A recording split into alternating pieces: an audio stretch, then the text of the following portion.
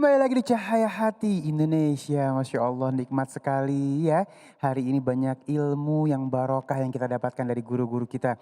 Dan kita akan masuk ke dalam tema kita yang ketiga. Aduh ini penting banget ya tema yang ketiga ini ya. Amarah pembakar diri.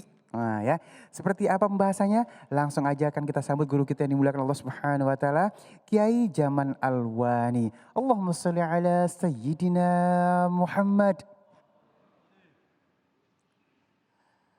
Assalamualaikum warahmatullahi wabarakatuh. Waalaikumsalam warahmatullahi wabarakatuh.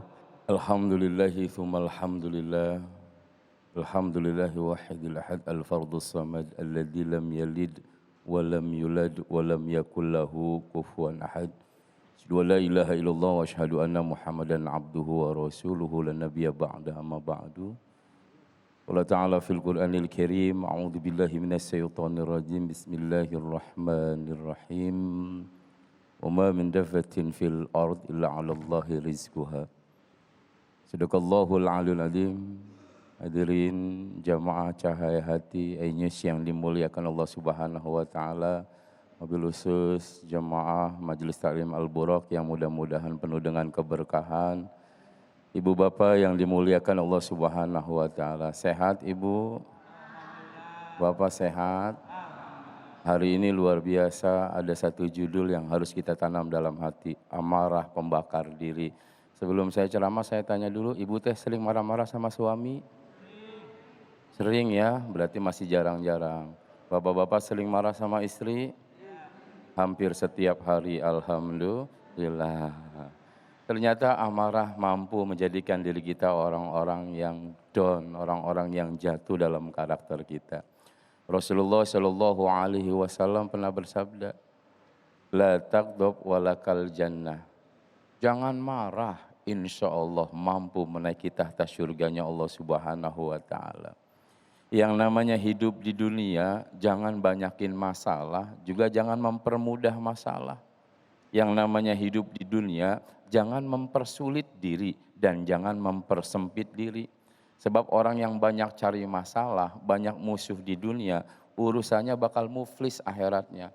Ibu teh sholatnya bagus, puasanya rajin, gak berhenti-berhenti, bahkan bukanya sampai kelewat isya. Bapak teh ibadahnya bagus, umrohnya berkali-kali, hajinya keliling luar biasa.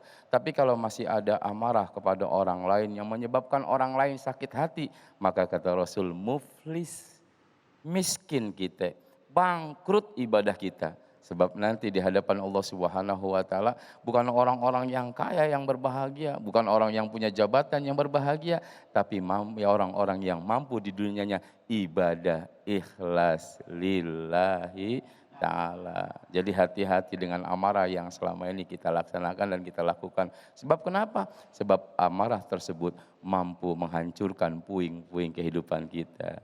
Ibu bapak yang dimuliakan Allah Subhanahu wa ta'ala.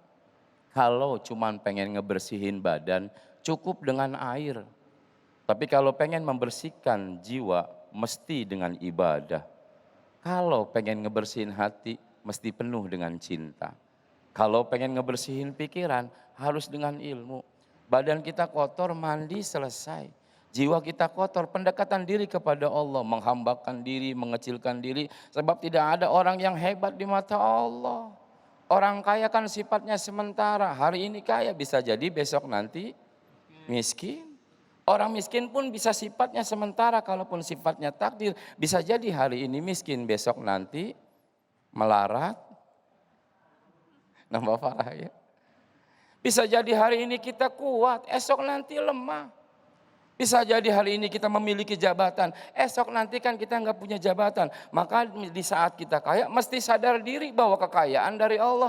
Jangan sombong, mesti berbagi. Sebab orang yang bersyukur dengan membagikan kekayaannya, Allah nggak bakal dia kasih miskin dalam kehidupannya. Biarin kita miskin harta, yang penting kaya hati. Ibu, senang nggak kalau suaminya jadi orang kaya? Tapi setiap hari dimarahin mulu. Bapak, senang gak punya istri yang cantiknya luar biasa? Tapi mau makan diomelin, bangun tidur diomelin, mau kerja diomelin, pulang kerja diomelin, mau minum diomelin, bawaannya pengen ngebunuh apa enggak? Ini masalah. Ya, yang kaya mesti berbagi, tapi yang miskin mesti punya motivasi untuk menjadi orang kaya. Kalaupun nggak kaya di dunia, sebab dunia sifatnya sementara. Suatu saat kan kita akan kembali kepada Allah. Kalau orang kaya hati-hati, pertanyaannya banyak karena pendapatannya luar biasa. Orang miskin pertanyaannya sedikit, tapi hati-hati dengan kekufuran. Maka yang paling indah menjaga jiwa kita dengan ibadah. Pasrah kepada Allah, jangan lantas cemburu kepada orang lain. Hati-hati dengan penyakit ain, iri, dengki, hasad, hasut, mudah marah, ria, ingin dipuji orang. Itulah yang menyebabkan penyakit dunianya yang paling berbahaya. Kadangkala kan kita sering kena penyakit ain ini. Penyakit iri terhadap orang lain. Ada orang lain bikin rumah, kita yang mikirin semennya, betul? Ada orang lain beli mobil, kita yang ngomongin bensinnya, betul? Ada orang yang istrinya cakep, suaminya biasa aja ngomong, itu suaminya mungkin lagi kepentok kali palanya. Ada orang yang memiliki jabatan, kita yang rungsep. Artinya kenapa? Legowo, semua kehidupan jalurnya takdir Allah Subhanahu wa ta'ala. Tuh kata Nabi tadi, la takdob walakal jannah. Jangan pernah marah, insya Allah meraih surga. Kenapa?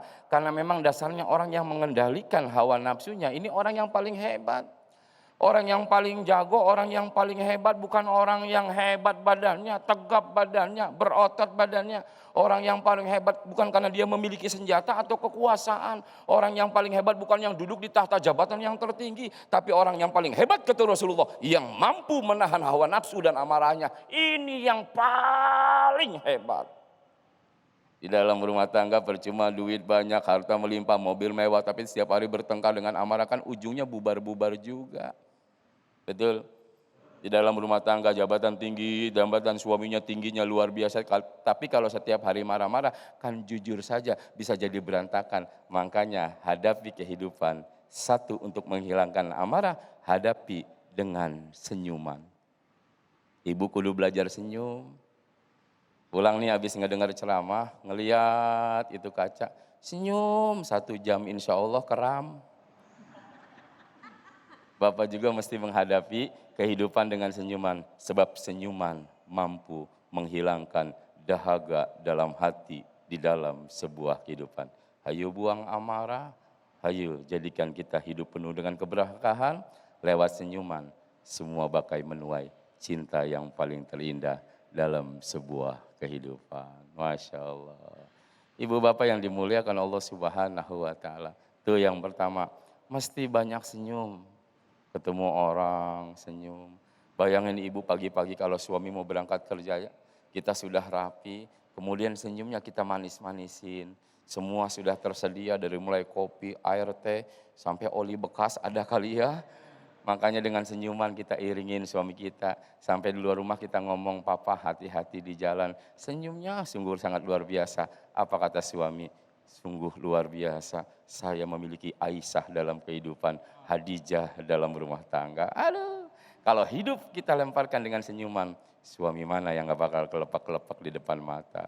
Begitu juga dengan suami, mentang-mentang kepala rumah tangga, gaji besar langsung main marah-marah, jangan. Menghadapi istri dengan senyuman, sehingga istri itu merasa terbuai, indah dalam kehidupan. Sebab tadi yang saya bilang, orang bahagia bukan banyak hartanya, orang bahagia bukan tinggi jabatannya, orang bahagia bukan karena cantik paras wajahnya, orang bahagia bukan karena tampan parasnya, orang bahagia bukan karena hebat tubuhnya, tapi orang yang paling bahagia, orang yang mampu menata manajemen kehidupannya dan mengembalikannya kepada Allah Subhanahu wa ta'ala. Baik ibu yang dimuliakan Allah Subhanahu wa ta'ala.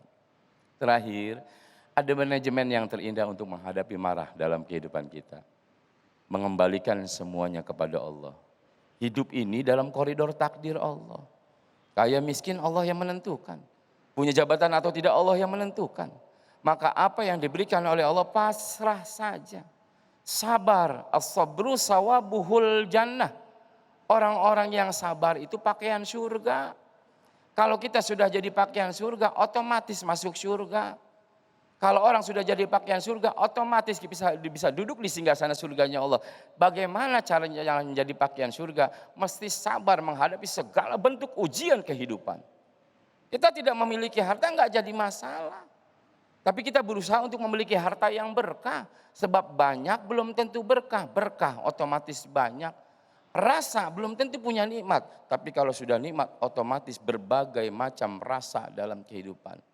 Insya Allah kalau marah kita buang, sabar kita jadikan tatanan kehidupan baru yang disebut dengan keluarga yang sakinah mawaddah warahmah bisa jadi menjadi baldatun thayyibatun warabun ghafur dalam kehidupan. Masya Allah. Siap. Baik, terima kasih guruku yang dimuliakan Allah Subhanahu wa taala. Nikmat banget ya. Dan semoga apa yang disampaikan oleh beliau bisa kita amalkan. Amin ya rabbal alamin. Amin ya rabbal. Jangan suka marah-marah, ganjarannya surga ya. Baik, jamaah yang dimuliakan Allah Subhanahu wa taala, sesaat lagi kita akan ngaji bersama Ustadz Syam ya. Siapkan Al-Qur'annya, jangan kemana-mana, tetap bersama kami di Cahaya Hati Indonesia.